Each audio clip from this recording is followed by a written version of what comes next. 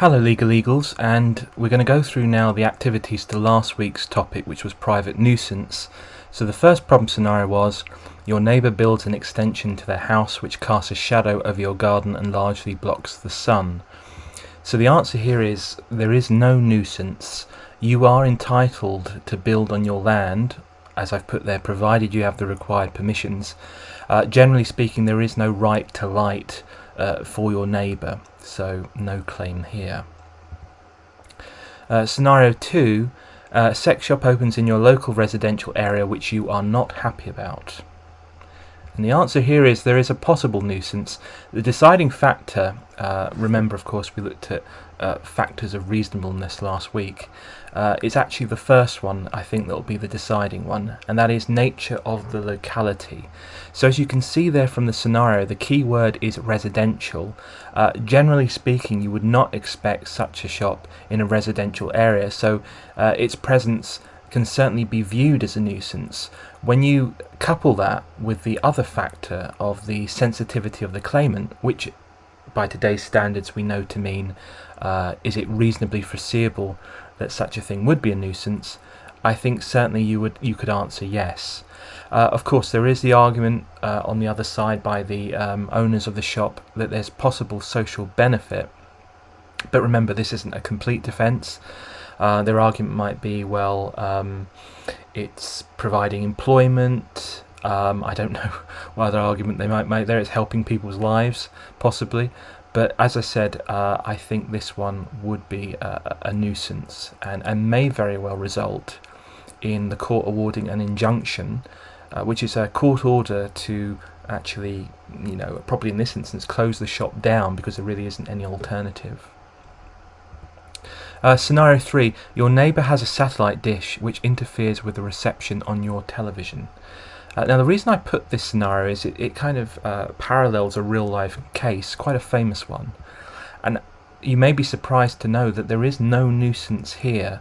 So according to the case of Hunter and Canary Wharf, it was decided there by the court where similarly the claimant's television reception was being affected, that this isn't an actionable nuisance.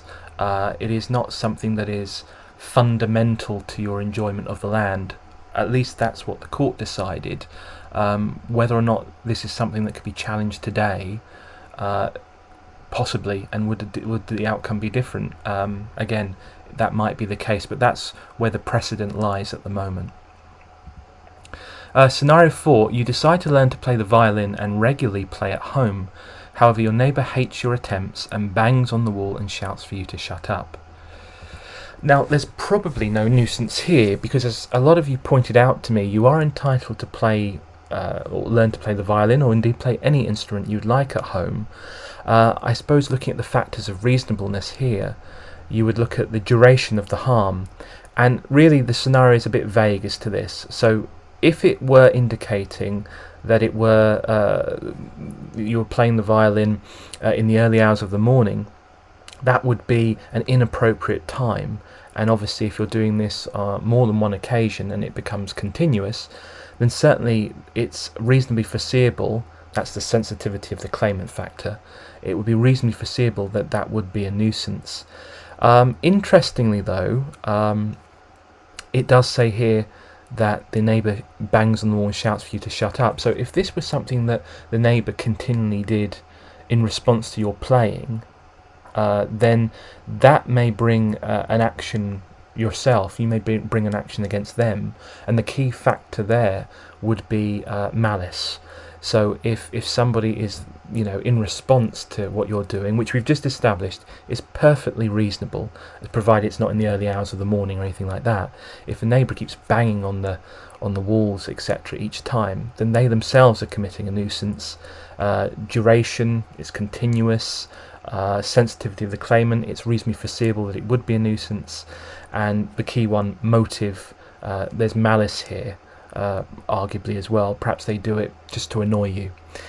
So again, when you're presented in the exam with a scenario that doesn't give you too much to go on, that's where the examiner is encouraging you just to discuss the possibilities as we've sort of done here. Scenario 5. A local authority playground and its noise is disturbing a nearby residential care home and its residents. Probably no nuisance, I put, probably. So let's look at it then. The claim would focus on those factors, the nature of the locality, so it is a residential area. I don't think it's too uncommon, certainly, to have a playground or anything nearby, but obviously the key factor here as well is that this is a care home. Duration of the harm, I mean, how loud, how much is the playground being used, how loud is it? You have to take into account the sensitivity of the claimants, and because they're of an older age, it may be certainly more disturbing for them. Is it preventing them, for example, from being able to, not only enjoy themselves but maybe to sleep or anything like that? So what I've got here is it will all depend on us gaining more sort of facts. If, and I think in an exam question it's always perhaps good to say if the court were to decide it was a nuisance, they would look to two outcomes possibly. One would be, look, is there social benefit here? Yes, a residential care home is beneficial to society, so in which case the court may accept and recognise that the playground is a nuisance, but the social benefit is the playground, because children like to play and it's important for their well-being and development. So the court may recognise that of the playground and ultimately say yes, it's a nuisance, but there's nothing we can do. Or alternatively, they might issue a court order, an injunction, which could stipulate as part of its condition that the playground is only used at certain times. So they're kind of reaching a compromise to balance both interested parties here that are in conflict. Scenario 6. A-level law students celebrate passing their exams and leaving college by holding a legendary noisy party that goes on from 8 p.m. until the early hours of the morning. Very much expect that this is going to be all of my students celebrating in the near future, notwithstanding I'm saying go out and party. That's, do enjoy yourselves, but point being here is this particularly noisy party and it's going on very, very late. What could be the outcome here? I would say no nuisance. The reason being is, all told, it does look like it's a one-off event. It's not continuous. So of course there may be other laws that factor in here, and certainly when such things have happened, police have been called and all of this, but that's criminal law. In terms of just private nuisance, I don't think you'd be able to succeed with a claim. If this was something that were happening every weekend, every month, then it would be different. But I think passing your exams at A-level is clearly something you only achieve once at the end of usually 2 years. Scenario 7. Due to poor soundproofing in the walls of your rented flat, the noises coming from next door, such as shouting, are amplified.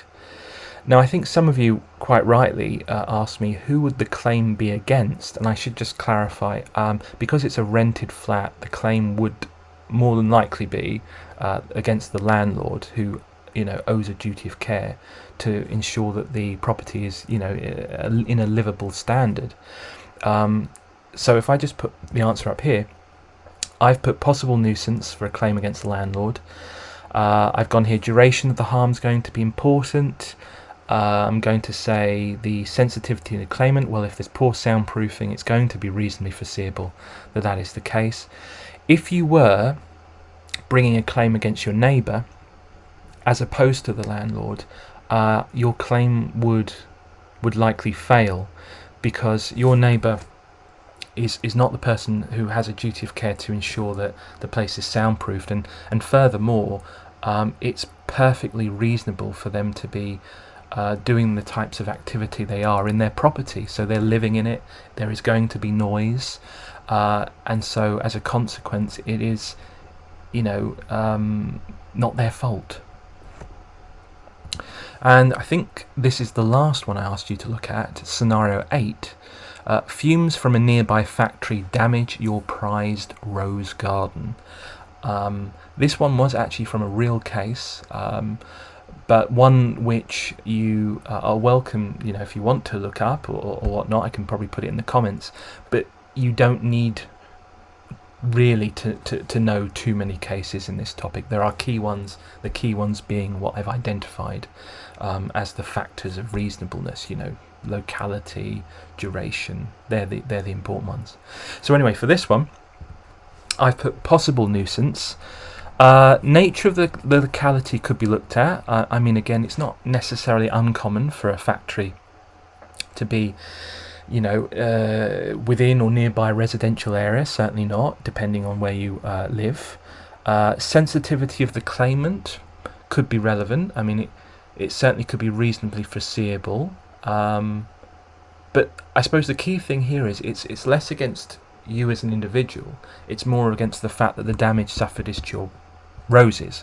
So all I would say here is it's reasonably foreseeable if the fumes would have damaged any other ordinary flower or plant, as long as it's not just one exceptional or rare plant or whatever it might be, then it wouldn't be foreseeable, would it? So it has to be something that affects everything else, and then if that is the case, then I think there is a claim. Of course, you could argue here, or the factory would, there's a social benefit, there's employment, they're manufacturing things, whatever that might be. So outcome for the court here, it's a difficult one. And of course, the examiner is expecting you to make a judgment, so to give your opinion. I would say, again, that they could recognise social benefit, could recognise the factory as a nuisance, and simply the court does nothing more, because I think it's very difficult for there really to be a workable injunction court order here, because obviously if the factory they're going to have to produce whatever they're manufacturing, that's going to cause the fumes. So if you had them only manufacture at given points, that's not very sort of reasonable for them. It's going to impact employment, profits, the whole thing. So I think here it's just unfortunate, possibly. Yeah, I can't really see much of an outcome on that one. Perhaps it would just be in damages.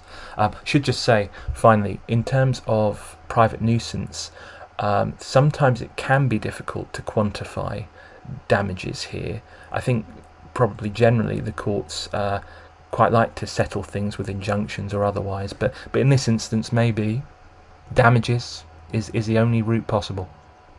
Anyway, that's all the scenarios we've got for this topic, and the next video I'm going to be dealing with is going to finish off this topic, and it's the Rylance and Fletcher rule, which is a sort of slight additional thing to be aware of.